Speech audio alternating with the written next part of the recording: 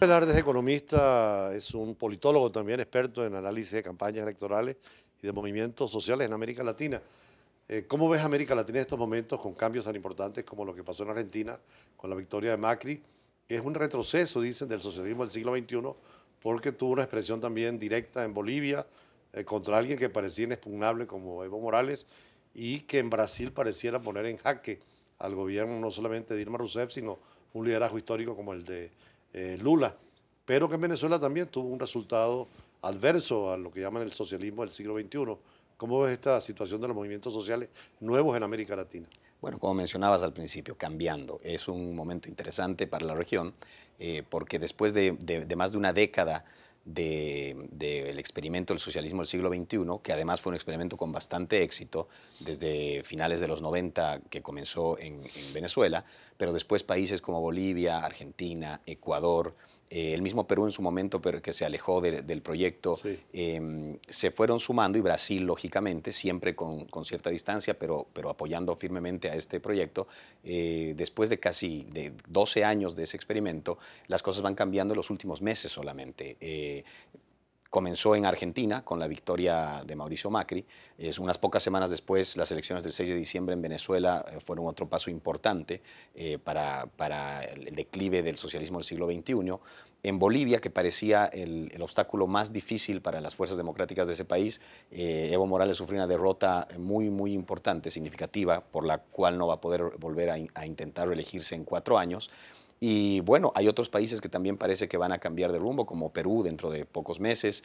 En Brasil las cosas se están acelerando también, con todos los últimos sucesos y acusaciones que existen contra el expresidente Lula y contra el gobierno de Dilma Rousseff. Y todo parece indicar de que son buenos aires de cambio que vienen desde el sur. En el caso argentino, la variable económica fue muy importante, tú que eres economista, ¿no?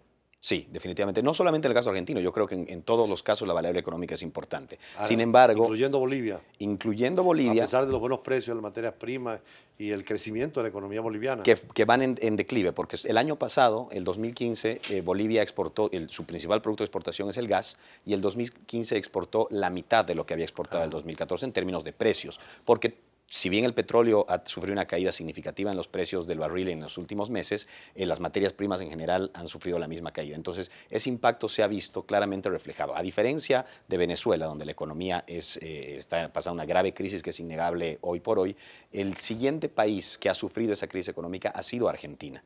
Y ahí mencionaba bien el impacto político que ha tenido eso en las elecciones en las que ganó Macri, porque lógicamente tiene grandes diferencias con Venezuela, pero el segundo país en la región con la inflación más alta del 2015 fue Argentina con casi 20%, y eso ya se notaba y se sentía en las calles de ese país. el tema del dólar en Bolivia no tiene la misma presión que Argentina o Venezuela, ¿no? No, en lo absoluto. El dólar es súper estable en Bolivia. ¿Cómo han mantenido la moneda en Bolivia? Eso es interesante porque una de las buenas decisiones que Evo Morales tomó al llegar al poder el 2006 fue mantener en sus cargos algunos puestos claves que habían estado manejando la economía de manera responsable antes. El gobierno de Morales ha sido en ese caso, en ese tema muy hábil, y por eso eso se vio reflejado en una economía bastante sólida y bastante estable en el país, que a pesar de todo, hoy, a pesar de que la situación económica sí ha ido decepcionando a algunos bolivianos en los últimos meses, está muy lejos de estar pasando una crisis tan grave como la que pasó Argentina o como la que está pasando Venezuela. Además, Morales cambió un poco el rumbo también de no confrontar tan directamente a la empresa privada y a los grandes propietarios, ¿no? Todo lo contrario, más bien lo sumó a su proyecto. Él fue muy hábil en ese sentido, mantuvo un discurso muy cercano al de Chávez en su momento, contra el imperio y enarbolando ciertas banderas que el socialismo del siglo XXI enarboló, pero en términos prácticos y reales se acercó mucho al sector privado, al sector productivo del país, y lejos de perseguirlos o destruirlos, más bien les buscó vías para que puedan crecer como lo hicieron. La confrontación tradicional en Bolivia entre la zona de Santa Cruz y los centros más desarrollados y La Paz. Lo que llaman la media luna, ¿no? Que es la parte del este, cuando uno ve el mapa, son 4 departamentos de los 9 que generalmente eran opositores a la parte occidental que apoyaba más al proyecto de Evo Morales.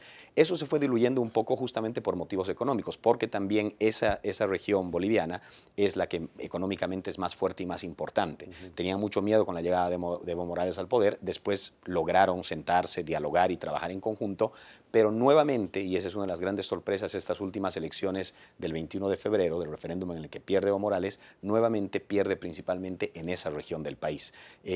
Puede ser por motivos económicos, pero también yo creo que ahí hay un tema de conciencia democrática en esa zona del país, en la que si la pregunta era si querían que un presidente pueda reelegirse por cuarta vez, la respuesta fue no, porque la alternabilidad es un pilar fundamental en la democracia. Sin embargo, en Bolivia hay un factor positivo, por lo menos de la continuidad y no de la inseguridad que había con cada gobierno que llegaba, ¿no? Absolutamente, desde 1982 que vuelve la democracia a Bolivia, pero también ahí hay que tener claro de que Bolivia pasó por varios regímenes militares y dictatoriales, entonces aprendimos el valor de la democracia a la mala. Desde 1982 que volvió la democracia a Bolivia, a pesar de que han habido varios presidentes que han tenido que irse antes de que acabe su gestión, nunca se ha roto el hilo democrático y hasta hoy eso se mantiene. Entonces ha habido inestabilidad política, pero nunca ha llegado a que esa inestabilidad se convierta en una ruptura del hilo constitucional. Incluso Evo Morales llamó para negociaciones internacionales, sobre todo en reclamaciones marítimas, a gente de la oposición, expresidentes, o sea, logró tener cierto consenso, maniobró mucho mejor que las situaciones tan polarizadas de Venezuela, por ejemplo, o de Brasil. Muy interesante ese tema, porque el tema del mar en Bolivia es un tema que toca el corazón de absolutamente todos los ciudadanos. Y como Evo Morales estaba tan consciente de eso, enarboló esa bandera de recuperar el derecho soberano a la salida al mar, y para eso armó un equipo de los mayores expertos, que además algunos de ellos eran incluso expresidentes a los que Evo Morales se les había opuesto en su momento, como Carlos Mesa, que es uno de los que más conoce el tema.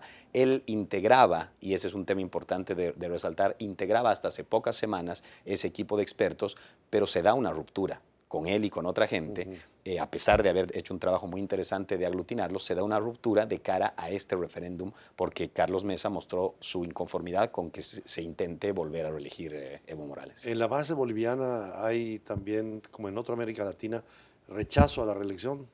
Sí, se ha demostrado que sí, pero el tema tampoco no debe ser analizado un poco más detalladamente. Evo Morales tenía bastantes puntos porcentuales de ventaja en su opción, que era el sí, hasta 3 semanas antes de la elección. Pero ahí se sale a la luz un escándalo que primero parecía que era un tema privado de él, pero que después se tornó en un tema de posible tráfico de influencias incluso. El caso Zapata, ¿no? El zapatazo, como le llaman allá, que es de una mujer ex amante del presidente que había tenido un hijo con él, y más que el hecho, fue la reacción de Evo Morales la que lo desconectó de una base popular, principalmente en Bolivia, cuyos valores son muy simples. La mayoría del boliviano, y especialmente los que tienen alguna ascendencia indígena, aymara, quechua, creen mucho en el valor de la honestidad y de la transparencia, y por eso se habían conectado tanto con Evo Morales, porque a pesar incluso de acusaciones en los últimos 10 años de gobierno que lleva de gente muy cercana a él nunca le había tocado personalmente alguna acusación de corrupción o eso de algún tipo. Entonces, porque había la parte moral, pero también la parte económica, porque nombró a esta persona muy cercana a todas las compañías chinas que la hizo nombrar en una gerencia importante en una compañía